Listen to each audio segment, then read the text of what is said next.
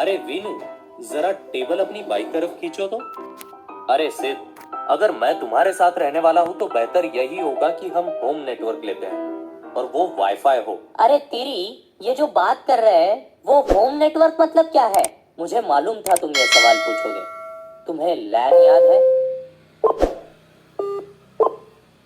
हाँ, local area network, जो दो या ज्यादा कंप्यूटरों को अन्य उपकरणों से जोड़ता है, जिससे उनमें डेटा हस्तांतरित हो सकता है। बिल्कुल सही मेरी।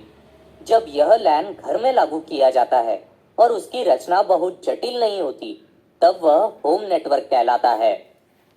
मतलब जब लैन घर में हो उसे होम नेटवर्क कहते हैं। सही? हाँ। हाँ, अभी ये ठीक दिख रहा है।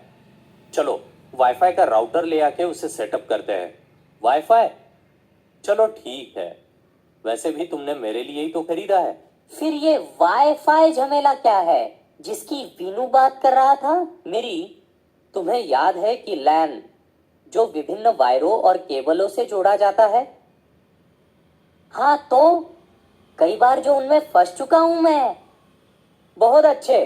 वाईफाई या वायरलेस लैन एक एक्सेस पॉइंट का इस्तेमाल करते हैं।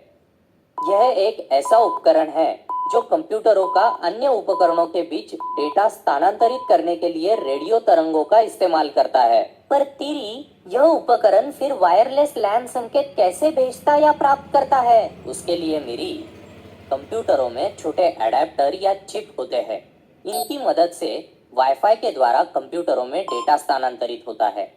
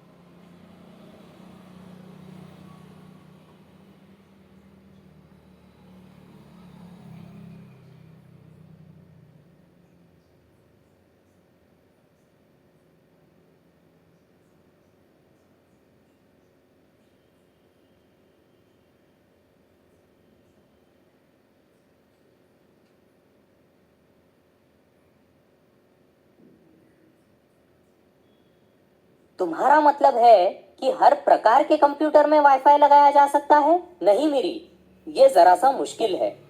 देखो, पुराने कंप्यूटरों में वाईफाई कार्ड्स नहीं थे क्योंकि पहले जमाने में वाईफाई ही नहीं था। फिर जब वाईफाई बनाया गया तब उसके नए नए तंत्र उपलब्ध होने लगे। समझे मेरी? हाँ, और मैं बताऊं, जैसे ही वे बेहतरीन और नए तंत्रों के साथ आने लगे, उनकी डेटा स्थानांतरित करने की क्षमता भी बढ़ गई। हाँ, जैसे जैसे नए प्रमाण आए, जैसे ए, बी, डी और एन, डेटा स्थानांतरित करने की क्षमता 12 मेगाबिट से 300 मेगाबिट्स तक बढ़ गई और साथ ही बढ़ा उनका कार्य क्षेत्र। बहुत अच्छे। फिर जब मुझे मेरे जन्मदिन पर टैबलेट कंप्यूटर मिलेगा, तब मैं इंटरनेट यहाँ भी इस्तेमाल कर पाऊंगा, और वो भी बिना कोई वायर के। है ना तेरी?